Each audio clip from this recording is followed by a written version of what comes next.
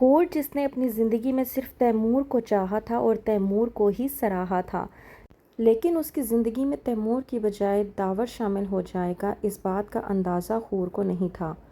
ڈرامے کے next episode میں آپ لوگ دیکھیں گے کہ حور جو تیمور کو یہ بتانے کی کوشش کر رہی تھی کہ وہ داور کے ساتھ اپنی زندگی زبردستی گزار رہی ہے، لیکن جب تیمور حور کو داور کے ساتھ اتنا خوش اور شاپنگ کرتے ہوئے دیکھتا ہے تو اس کو اس بات پر نہ تو یقین آتا ہے بلکہ اس کا شک یقین میں تبدیل ہو جاتا ہے کہ حور نے دولت کی لالچ میں ہی داور سے شادی کی تھی۔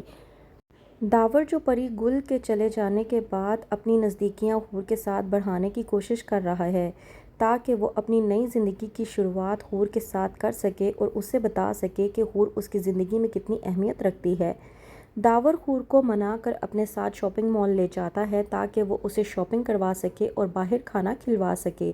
کہ وہیں پر حور اور داور کا ٹکراؤ تیمور سے ہو جاتا ہے۔ تیمور جو کہ حور اور داور کو دیکھنے کے بعد سوچتا ہے کہ ان دونوں کے ساتھ وقت گزار کر آخرکار داور کے منہ سے ہی سچائی اگلوائی جائے کہ سچ کیا ہے، لے کر جاتا ہے داور تیمور کو اپنے ساتھ ریسٹورانٹ میں اور وہاں پر کھانا کھلاتا ہے کہ وہیں پر تیمور حور سے بات کرتا ہے اور کہتا ہے کہ آپ مجھے میری ایک بات کا جواب تو دیں۔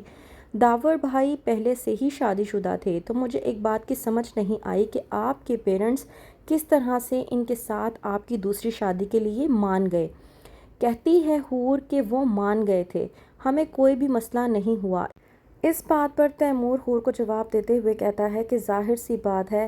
جب کسی سے محبت ہو تو انسان طوفانوں سے لڑنے کی بھی صلاحیت رکھتا ہے اور اس محبت کی خاطر اس طوفان میں پھنس بھی جاتا ہے۔ داور جو کہ تیمور سے کہتا ہے کہ تم یقیناً ایمن کے بارے میں بات کرنے کی کوشش کر رہے ہو، تو وہیں پر تیمور داور کی غلط فہمی کو دور کرتا ہے اور کہتا ہے کہ ایسی کوئی بات نہیں ہے، میں ایمن سے متعلق بات نہیں کر رہا۔ ایمن سے پہلے بھی میری زندگی میں ایک محبت تھی اور اس نے مجھے زندگی کا ایک اچھا خاصا سبق سکھایا ہے اور اس سبق کو سیکھنے کے بعد میں اس بات کا اندازہ تو کر سکتا ہوں کہ کبھی کسی سے سچی محبت نہیں کرنی چاہیے۔ حور تیمور کی باتیں سننے کے بعد بھی خاموشی اختیار کیے رکھتی ہے کیونکہ وہ جانتی ہے کہ اگر تیمور سے کوئی بات کرے گی بھی تو وہ اس کی بات کو نہ تو سمجھے گا اور نہ ہی اس کی بات پر یقین کرے گا۔ تیمور جو کہ داور کے سامنے حور کو نیچا دکھانے کی کوشش کرتا ہے تو وہیں پر حور بھی ڈھٹائی کے ساتھ تیمور سے بات کرتی ہے اور یہ بتانے کی کوشش کرتی ہے کہ وہ داور کے ساتھ بہت خوش ہے اور داور سے بے پناہ محبت کرتی ہے۔ وہیں پر دوسری طرف ایمن جو کہ تیمور کو وقت دینے کی خاطر اسے چھوڑ کر چلی گئی، سوچ رہی ہوتی ہے کہ تیمور میں صرف اس وجہ سے آئی ہوں تاکہ تم اچھے سے سوچ سکو کہ تم اپنی زندگی میرے ساتھ گزارنا چاہتے ہو یا پھر حور کے ساتھ، اور تمہارے لیے یہ ایک بہترین موقع ہے۔ وہیں پر تیمور جو کہ ایمن کو لے کر سوچ رہا ہوتا ہے تو اس سے رہا نہیں جاتا اور وہ سیدھا ایمن کو کال ملا لیتا ہے اور کہتا ہے کہ ایمن تمہیں جتنا وقت چاہیے تم لو، لیکن میری ایک بات سنو، ہماری جو شادی کی تاریخ طے ہوئی ہے میں چاہتا ہوں کہ ہماری شادی اسی تاریخ کو ہو، آگے پیچھے نہیں کرنا چاہتا، تم مجھے مزید مت آزماؤ تو ہی بہتر ہوگا۔ وہیں پر ایمن تیمور کو جواب دیتی ہے اور کہتی ہے کہ تمہاری آزمائش میں نہیں بلکہ حور ہے اور تم اس بات کو جتنی جلدی ایکسیپٹ کر لو گے یہ تمہارے لیے اتنا بہتر ہوگا۔